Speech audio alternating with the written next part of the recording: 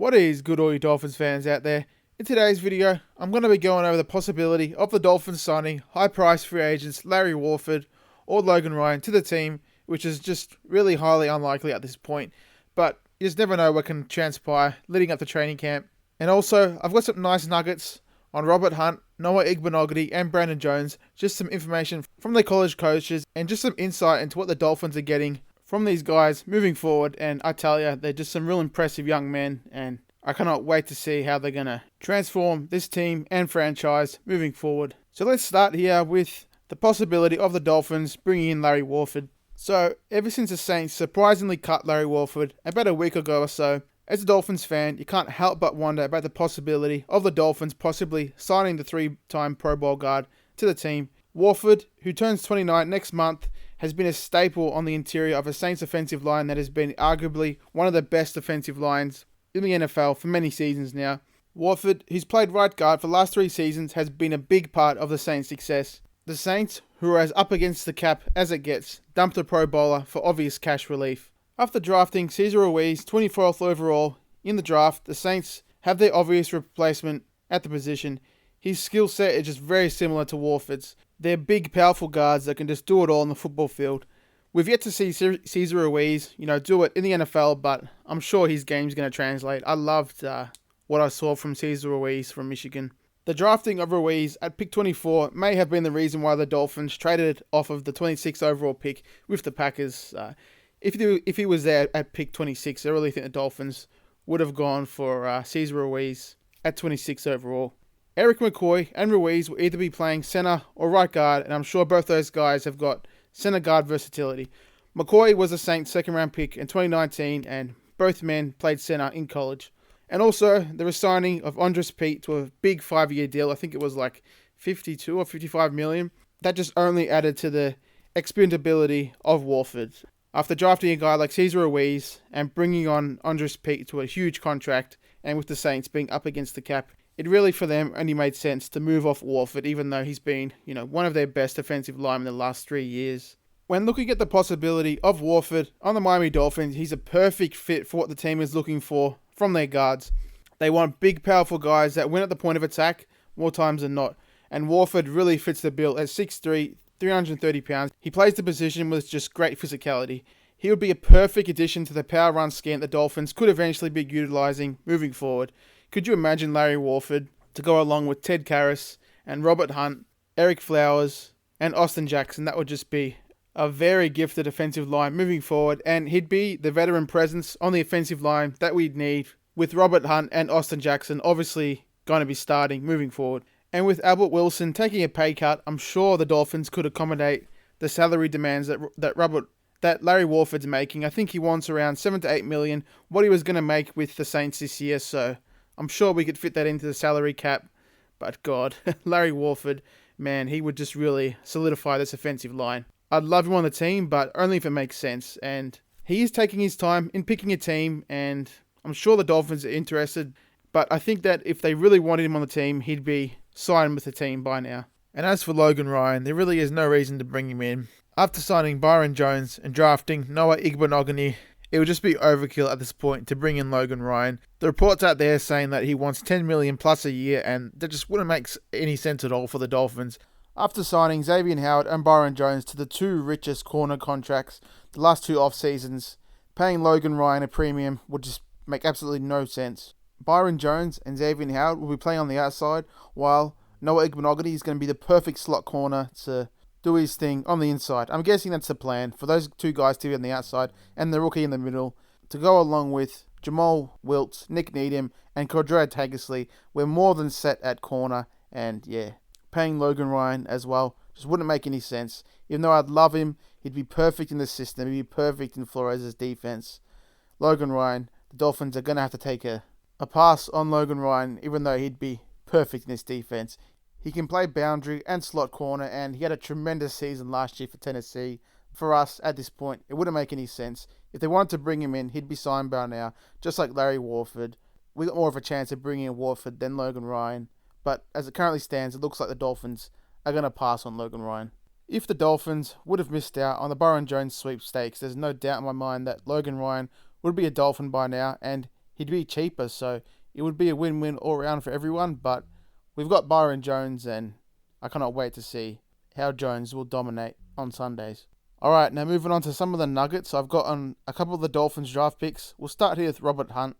So in 2018, with Louisiana Lafayette losing to Alabama earlier on in the season in 2018, a huge 56-14 loss, Louisiana offensive coordinator Robert Sale got a call from a veteran Crimson Tide assistant coach. The coach had a question: who's that right tackle you've got there? And that would be new Miami Dolphins offensive lineman Robert Hunt, who left quite an impression on the Crimson Tide assistant coach, more than holding his own against an Alabama team that was absolutely littered with NFL talent. Sales said, "We played Alabama in 2018 and Mississippi State the last 2 years, and if you look at those games, Robert Hunt and his teammate, Pittsburgh Steelers 4th round pick, Kevin Dotson, are absolutely choking out those dudes and knocking them back." Robert Hunt's former offensive coordinator, Sale, wants to make one thing very clear. He said that Robert Hunt would start at every SEC school. No doubt about it. He would start at Alabama and he'd start at Georgia, and I agree with that, man. He's just got all the ability in the world, and hopefully, man, he can dominate for this Dolphins defensive line. Miami's selection of Hunt with the 39th pick has drawn almost universal praise, and Sale isn't surprised. He coached him for 2 years and he came away convinced he can be a standout NFL player at right guard or right tackle, and the Dolphins intend to give him a look at both positions, even though I'm pretty sure the Dolphins are hoping he's going to stick at right tackle. Sale said, "I thought he'd be equally good at both positions, and that's what I told people from day one. I think his value in the NFL is through the roof. He might play at tackle and he might never play inside, but he can also be an all-pro guard. Why? He's a big, physical, old athletic kid that's just got no stiffness to his game, and he has something that you can't coach and you can't teach, and that's effort, toughness, and strength, and he can handle everything mentally. I'm not sure he can't play center. He grabbed the ball and snapped it every once in a while, so, man, it sounds like we're getting a top-notch character, top-notch football player, and, man, cannot wait to see what Robert Hunt's going to do for the Dolphins." Robert Hunt really was also considered a clean prospect. He has no issues at all, Sales said. He's not going to embarrass the Miami Dolphins organization a couple of years down the road. He's well-rounded, he's well-spoken, and he's a great human. Just like I said, man, this is an all-round fantastic human being. Sale wasn't surprised that the Dolphins drafted him because the Dolphins were here multiple times last season. I knew they were interested. The Dolphins believe his combination of bulk and athleticism and his lateral movement will make him well-equipped to pass protect at the NFL level, and he's earned very high marks for his run blocking. Hunt said himself, "I came into every game with a bully mentality, so I wanted to bully anybody that came in front of me. I try to strain people, and I just try to finish them. I think I just play the game very hard. You don't get in trouble for destroying people on the football field, so why not do it?" You gotta love that attitude, man. He's intelligent, he's got great character, and he's got a mauler's mentality as an offensive lineman, and that's exactly what I want from every starting O-lineman on that Dolphins offensive line moving forward. I think that most of us know what kind of an offensive lineman Robert Hunt can be in the NFL if he reaches his full potential, but hearing this from his coordinator only strengthens his case as a potential top-notch NFL offensive lineman. He may even be a much more viable offensive lineman than Austin Jackson when we look back in 5 years. On to some news and nuggets now on new Dolphins cornerback Noah Igbinoghene. So when Auburn coaches and Noah Iggy decided that he would transition from wide receiver to cornerback before the 2018 season, they knew one thing: he'd take it very seriously. The young man wouldn't simply rely on his elite physical gifts and athleticism that allowed him to set an Alabama high school state record in triple jump and finish second in the nation in that event. That's just incredible athleticism right there. And both his parents competed at the Olympics in track, so obviously he's got amazing genetics. Not only did he study the nuances of his new position, but he was diligent in analysing the weaknesses of his opponent. This seriousness in approach was very much in character for a young man who was taught the importance of discipline and work ethic by his parents, who, like I said, were both Nigerian Olympic athletes. Auburn defensive backs coach Wesley McGriff said, "He took pride in knowing the opponent and letting the position coach know, I've identified this weakness and where the quarterback is trying to place the ball. He prides himself and just knowing the game. He's got tremendous work ethic in the classroom." Before the NFL scouting combine, McGriff stayed up with Igbinoghene until midnight on several days, helping prepare his cornerback to answer the types of questions teams might ask and to diagram defensive schemes on a whiteboard. And that kind of preparation obviously served him well, When it came to the Dolphins scouting the young, talented corner, Dolphins coach Brian Flores and defensive coordinator Josh Boyer gathered the Auburn defenders in a room the day before the Tigers' March 6 Pro Day and installed a defensive system and then quizzed the players on the details of the system. Beyond Igbinoghene's physical gifts, Igbinoghene retained enough of the install to convince Flores and general manager Chris Greer that he was worthy of being a first-round corner, even though most, and me included, projected him as a second or even a third-round corner. And his coach McGriff was not surprised to see him go 30th overall. McGriff said, "The biggest thing is that he has a tremendous skill set and he's got great man-to-man ability." That definitely shows up on tape. Noah has great change of direction and just great short area quickness. But also, he's got the physicality to match. This guy, similar to Robert Hunt, he's got the smarts, he's got the physical ability, and he's just got every trait you'd want from their position. McGriff went on to say, "If a corner gives up a big play, some guys will just be looking for help, but he's anxious to line back up and get to it on the next play. He has tremendous short memory to go to the next play. And one of the worst things you can tell him is that you cannot do this or that. He's going to work to prove you wrong." So obviously, man, this is a strong-minded individual, and it just follows a common trend for the Dolphins draft picks. They're incredibly intelligent, they're tough, they've got great physical ability, and they just love to play the game. They're very competitive, and Igbinoghene, I cannot wait to see what kind of a corner he's going to develop into with the Dolphins. I think his potential is just absolutely through the roof. He's exactly what Brian Flores wants from his corners. And now I've got some numbers for you guys that just really tells a story of how dominant Igbinoghene was playing at corner the last 2 seasons for the Auburn Tigers. He allowed completion rates of 41.9% and 51% in his first 2 years at cornerback. On passes thrown 10 yards or longer, he permitted only 14 completions on 37 attempts. He also only gave up 3 interceptions in 2 years against strong SEC competition. According to PFF, Igbinoghene played the second most press coverage reps in 2019 of any cornerback in college football, and that kind of experience playing press is going to serve him very well in the Dolphins' defensive system. He'll be playing a lot of man press corner for the Dolphins. Over his last 2 seasons, Igbinoghene had 18 pass breakups, which was better than any of the other first-round cornerbacks. Jeff Okudah had 15, CJ Henderson had 10, AJ Terrell had 8, and Damon Arnett had 12. So his ability to get his hands on footballs compared to the other first-round corners is just pretty spectacular and shows just how dominant he can be at the position.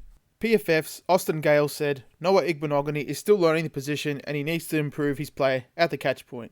But his mirror and match ability and deep speed are rare, and he has special movement skills that teams are going to covet." And if you watch his tape, that's exactly what you see from Igbinoghene. He's just a rare and elite athlete, and I can't wait to see how he's going to develop down the road. And also, according to PFF, they ranked him 4th among all SEC cornerbacks in run defense last season, which is not surprising at all considering how physical he plays. Man, he just really sounds like the perfect Brian Flores corner. Igbinoghene went on to say, "I don't know why, but for some reason, when I moved positions, I remember being a receiver and I knew how mad I'd get when a physical corner would get in my face and be physical with me at the line of scrimmage. So I kind of transitioned that to my game, because I know a lot of wide receivers don't like that and they just can't handle that kind of physicality, and that's exactly why I do it." And all this just really tells you that Igbinoghene's experience at receiver is going to help him out tremendously in the NFL. He knows the nuances of receiver, and as he said, he's really going to know how to attack the weaknesses of his opponents because he's been in their shoes. But one area that Igbinoghene definitely needs to improve in is bringing in more interceptions. Though he had 18 passes defended, he came down with only 1 college interception. His defensive backs coach McGriff said that, "I'm willing to bet you this, his ball production is going to increase. I said, Noah, you've got to get your ball production up." McGriff went on to say, "If you look at his tape at the beginning of last season and at the end of the season, you can see him trending up in terms of getting to the top of the route and turning his head and playing the football." And that's something you see a lot from Igbinoghene when watching his games at corner. He seems to not get his head turned frequently enough to make a play on the football, and God, a lot of the times he just has his back to the ball and puts both hands up, and that's probably going to get called as pass interference a lot in the NFL. So he's got to clean that up, but one thing's for certain, he almost always is in the right position to make a play on the football, so he's definitely going to improve in that area. Igbinoghene said this in relation to playing with Xavier Howard and Byron Jones. "It's crazy because those 2 corners I've looked up to for a very long time. I know they don't know that, but those are probably the top 2 cornerbacks in this whole league. Just to come in and learn from them is just a blessing in disguise." And that's exactly why the situation he's coming into is just perfect for everyone all round. Like I said earlier, it just sounds like Noah Igbinoghene is an incredible person and football player, and he's going to be perfect in this culture that Brian Flores established in 2019. He's going to work hard. He's not going to ask any questions. He's going to work incredibly hard on his craft, and he's going to compete like a bat out of hell. Noah Igbinoghene, man, I'm so excited to see what he can do. Alongside Byron Jones and Xavier Howard, he's got a real chance here to be special in this Miami Dolphins defense. Alrighty, now moving on to Brandon Jones. I've got some awesome nuggets and information on this guy, and man, he's another impressive young man and football player. The main question when looking at Brandon Jones' character and his ability as a football player, the main question is just where do you start? Because this 22-year-old really is as impressive as it gets as a human being at that age. Do you start with Jones asking all 32 NFL teams for defensive film in the months before the draft so he could write up notes on each team's defense? Do you start with him not only visiting a young man battling cancer in the hospital, but also making sure to text him and regularly keeping in contact while juggling classes, practices, and games and dealing with a late season shoulder injury? Do you start with him helping to mentor his 4 siblings after his father, Bert, died of cancer when he was 12? Texas head football coach Tom Herman said, "He's what I call a marry your daughter type kid. He already has a girlfriend, and my daughter is 16, so we're 0 for 1 on that." Incredibly high praise there. He obviously was a model student athlete at his time in Texas. He went on to say, Brandon was second on the team in votes for captain. He's just a remarkable young man. He lost his dad to cancer early in his life, and that matured him tremendously. I can't say enough about his character. Jones's father, Bert, played running back at Stephen F. Austin, and Jones said that he really wanted to follow in the footsteps of his dad during an interview on the NFL Network. He said that he was my biggest inspiration. His support always being there at every game. You could hear him screaming pretty much every game. Brandon's mother, Sarah, said Bert and Brandon had an unspoken kinship between them.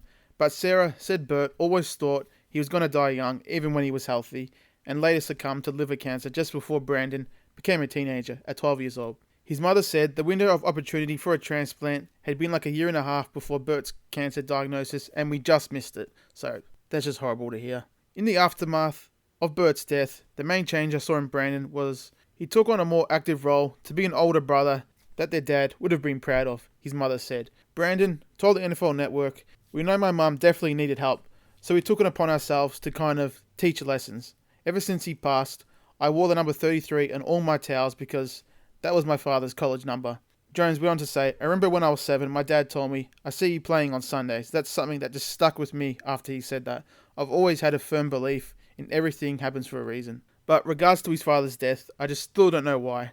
Why him? Why us? Yeah, it's just something that I'm sure everyone would ask themselves. But the way that Brandon stepped up in his family just shows what kind of amazing character he is. Going through all that adversity at a young age obviously has molded Brandon Jones into an amazing individual. Now, back to his football acumen. Jones couldn't participate in the NFL Combine because of a shoulder injury, a torn labrum. So instead, he asked all 32 NFL teams, like I said before, for defensive film, and he watched 4 games of every team and wrote up notes in a binder.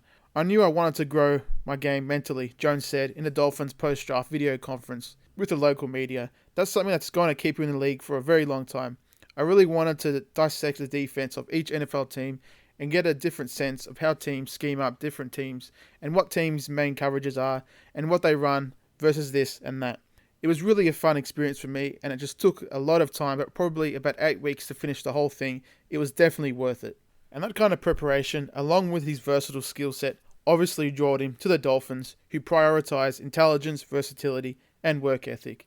Jones said this on why the Dolphins liked him. Their big thing, obviously, is that they liked how versatile I was and how I'm able to move around and not have one specific position. I had a very good vibe when I sat down and met with them before the draft, and it was kind of like a connection at first sight with the Dolphins brass.